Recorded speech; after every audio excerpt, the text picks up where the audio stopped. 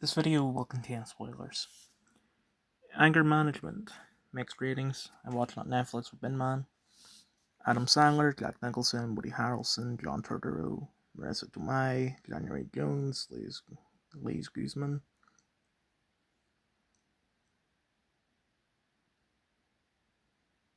Rudy Giuliani.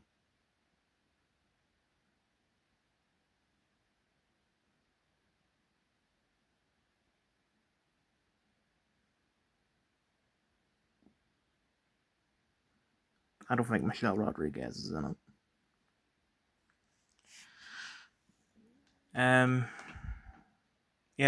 This was the same day I watched K-pop Demon Hunters, and what had happened was that I booked that day off in particular because there were two films that I'll go into more detail about later in the video when I do the reviews for them. But there were two films that were being played for one night only. I don't book holidays off for films I watch in the cinema because they'll be there the whole time. Like, I've got plenty of time to watch them. Whereas, well, I'll explain later. But then me and Ben were like, oh, you know what? We haven't watched anything. Let me sit up in my bed. We haven't seen anything since before his PlayStation broke, so we thought, fuck it. Might as well watch something. And it'll mean that I had seen 5 movies on that day. That was Saturday. I'm recording this on Tuesday. So yeah.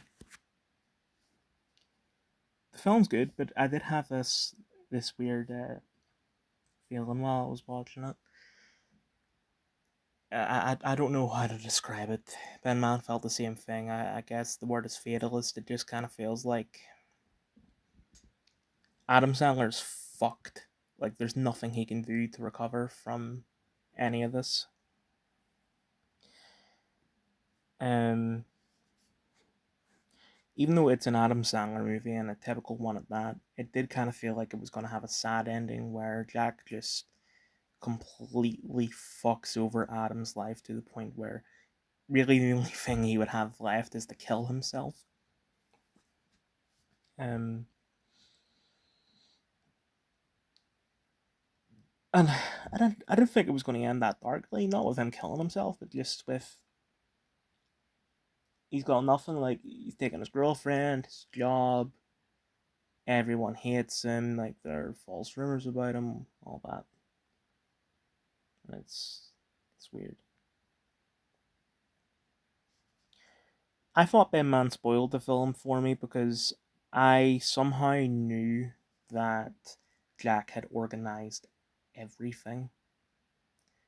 Maybe it wasn't him that told me the clip at the start where he's on the plane and everyone is like, oh, calm down.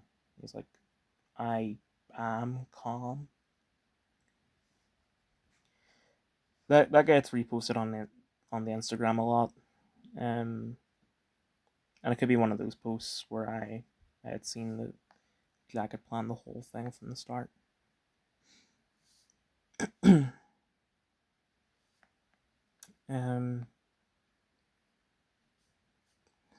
think what else. I was surprised when I saw Lise Guzman, and especially with how he was dressed and shit. And then John Turturro as well. I was like, oh goddamn. And I looked up to see why Jack Nicholson had starred in this, and I thought, at this point in his career, Jack's probably like, oh, I can love a script, but if the pay isn't high enough, then I'm not doing it. I thought that's what it was, that he just got a really high paycheck, but no. Turns out he heard that John Turturro was going to do it, and he thought, yeah, I need to star in this because he's a big fan of John's work. The biggest surprise, though, was Woody Harrelson, especially with who he was playing. What the fuck?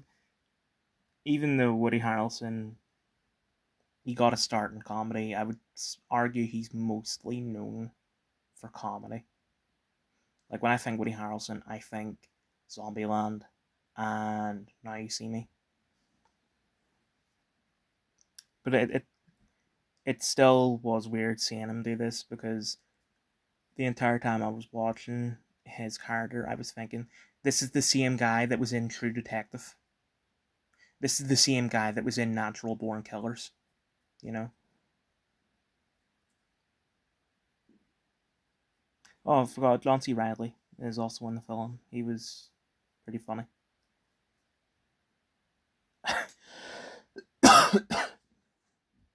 I don't think there's anything else to say, so I'm just going to move on.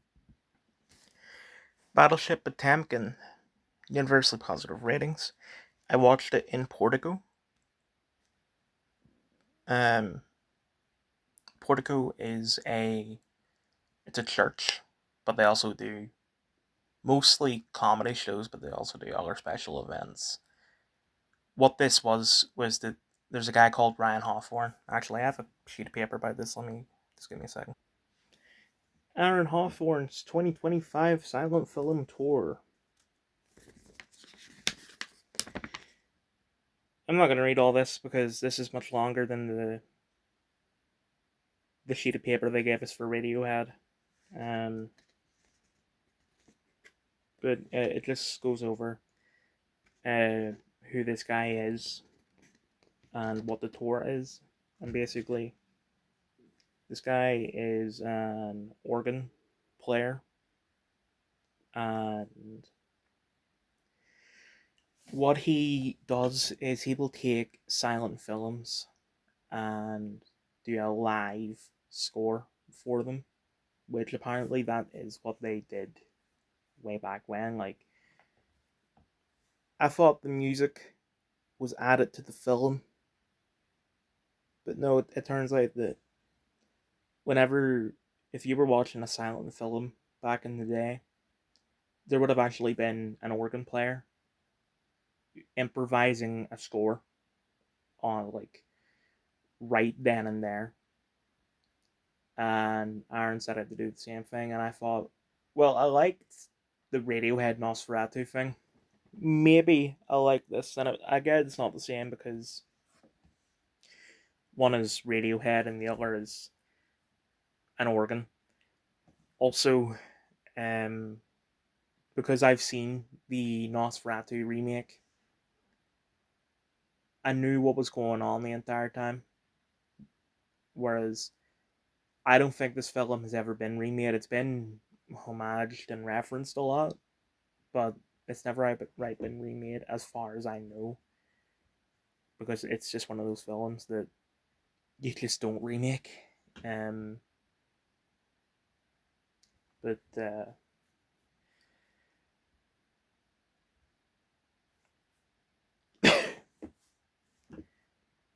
point is, I did not enjoy this. The guy's score was great. Don't get me wrong, but it's just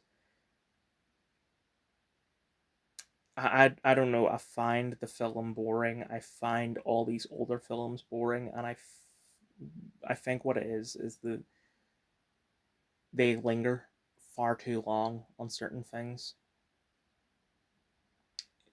An example in this film is that it will show you a bunch of civilians who are pissed off at the fact that a sailor has been murdered, and it'll show you a shot of, say, three of them being pissed off. Then it'll show you another shot of another two people being pissed off, and then another three people, another one, another four, so on, so on, so on. And it's just, I get the point, but it's just, you don't need to do this for 5 fucking minutes. You can do it in 30 seconds. And it's just wee things like that.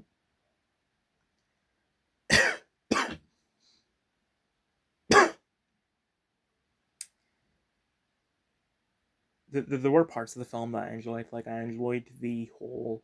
I enjoyed the first part where it shows you that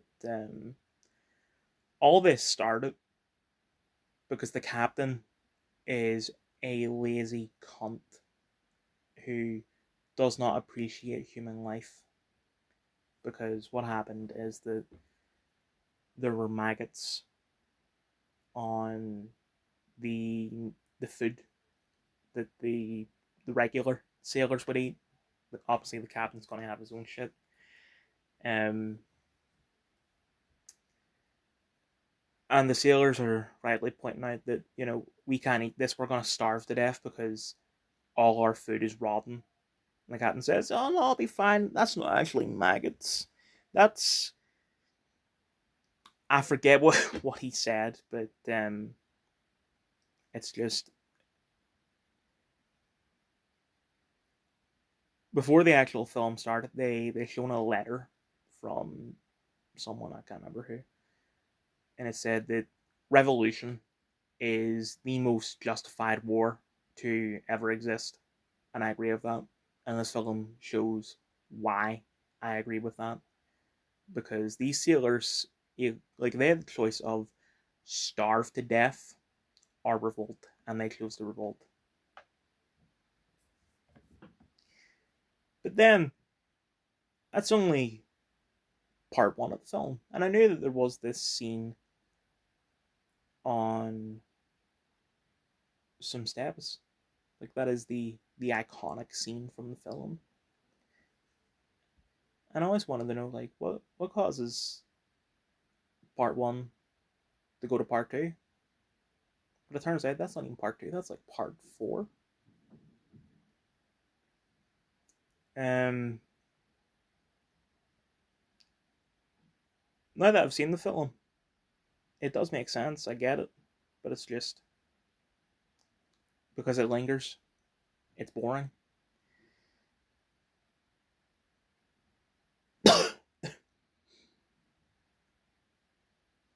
all I can really say about it. Um the Odessa Steps scene, like that iconic scene, I did enjoy that.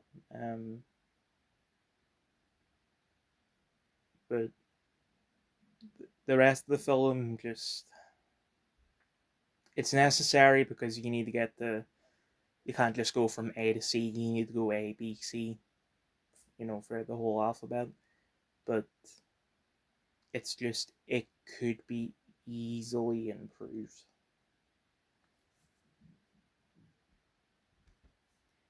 Cabinet of Dr. Caligari. Universally positive ratings. I watched it in Portugal. Um, it was actually Dr. Caligari I wanted to see. I I didn't really care all that much about Potempkin, but I didn't even know that they were playing it. I looked at the website. It said Dr. Caligari. I thought, oh, you know what? Fuck it. Let's do this. Um, but then I saw that it said if you buy one ticket, you get both. So I thought, hell yeah, okay. I enjoyed this more than Potemkin, but it.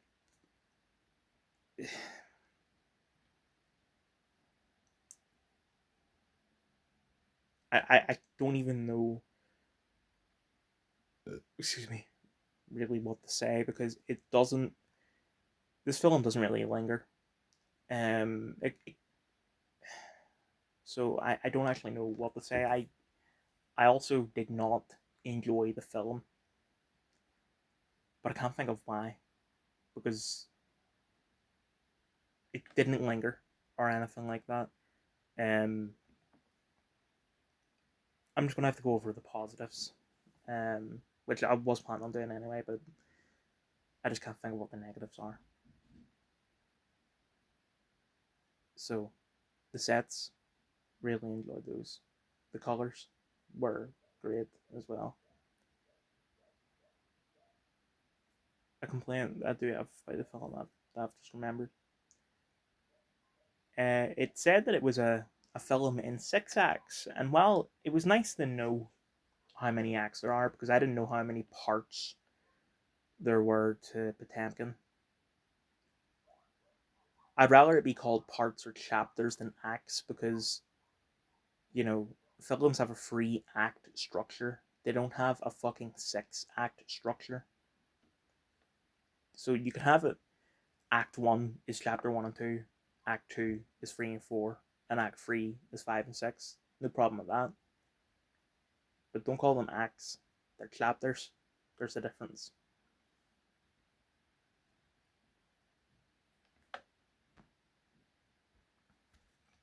Sorry about that.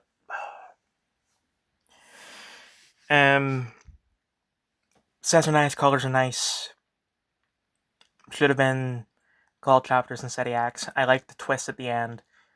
Very, very open ended. Like all that. All that adds up to what is, in my opinion, a better film than Potemkin. But I still don't enjoy the film. Something that should be mentioned that could be subconsciously related, but I doubt that it is the fact that the seats are really fucking uncomfortable. I've been to Portico 4 times now. The first time I sat at the side, and that was all the way back in May. I don't remember being uncomfortable then. The second and third times were only last month, and I sat straight on. Like, there's a left, there's a right, and there's the middle. I sat in the middle. I was uncomfortable both times during the 2 shows I seen last month, and then this month I also sat in the middle, and once again was uncomfortable. So the next time I'm there, I'm gonna sit on the side, and hopefully that helps. But I mean, I didn't. I mean, the first guy I seen last month wasn't all that great. It was Dylan Moran. The second person, Mickey Bartlett, he was great, even though I was uncomfortable. So I doubt that it's part of the problem, but who knows? Sketch. Mixed ratings. I watched it in cinema. Tony Hale, Darcy Carton.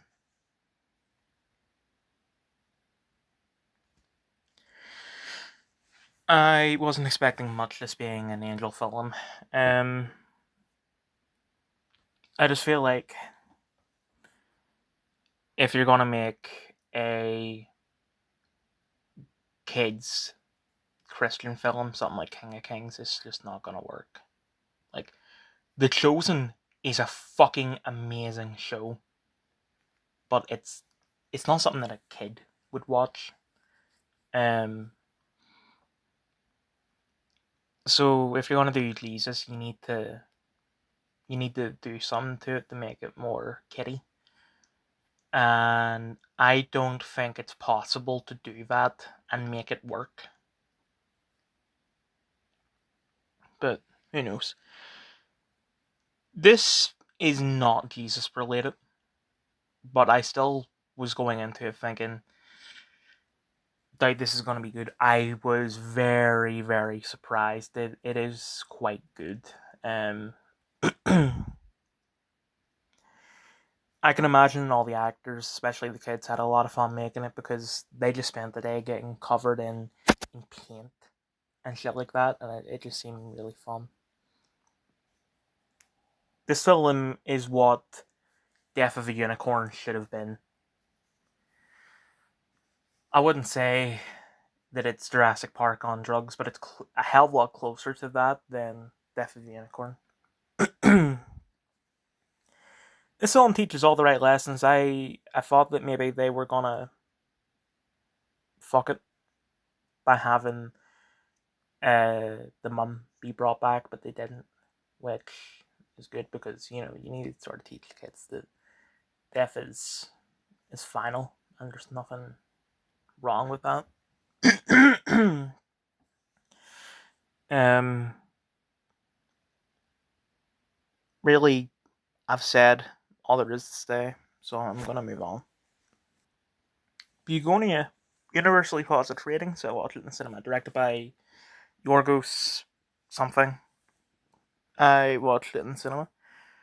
Emma Stone, Jesse Plemons, Alicia Silverstone. I couldn't wait for this, although I was a bit skeptical because Poor Things came out in January 2024. Kinds of Kindness came out only 6 months later, and this has come out just over a year later, like a year and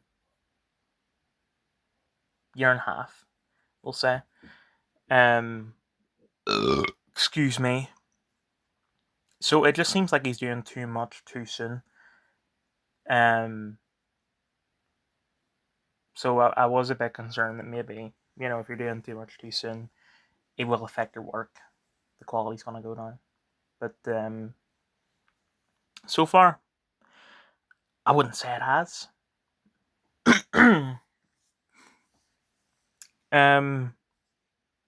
Going into this, you just know that you're gonna see absolute acting from Jesse and Emma, and you do. It's great.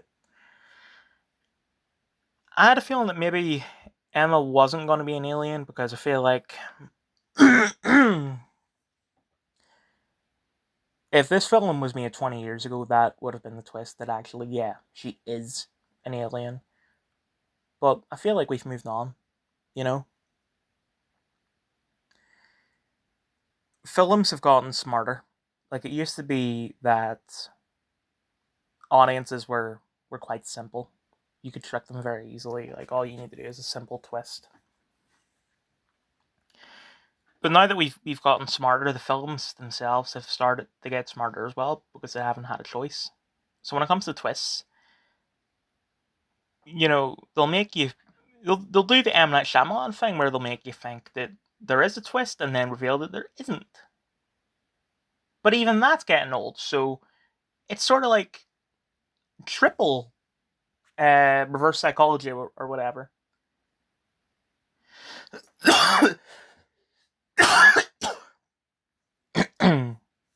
Sorry about that. But yeah, she is an alien, and I'm glad that they didn't do like a whole thing of them looking different or anything like that. I did notice there was one particular scene where Emma is lying in a certain way and her posture does seem a bit alien. I don't know if that was intentional or not. I doubt it, but it was something that I noticed. Something else I noticed that I don't think was intentional is that the two cousins or whatever they are, Teddy and Dawn. I've noticed something about their names. Teddy is like a teddy bear, cute, cuddly, which is the exact opposite of the character Teddy. Dawn makes me think mafia, you know. Patriarch, uh, dominating, which is the exact opposite of the character Dawn. Just something that I noticed. Thought it was intentional, but I think that adds a little something to the film. The deputy manager, or whatever her title is of the cinema, she came in to do a temperature check during it's the scene just before they kidnap Emma, where she's lip syncing to Sabrina Carpenter. The deputy manager was fucking staring at the screen the whole time that was happening. It wasn't until the song ended that she left. I just found that kind of funny. And I don't know what else to say. This has been 24 minutes long, but I feel like I haven't really said anything for all these films. I'm sorry about that.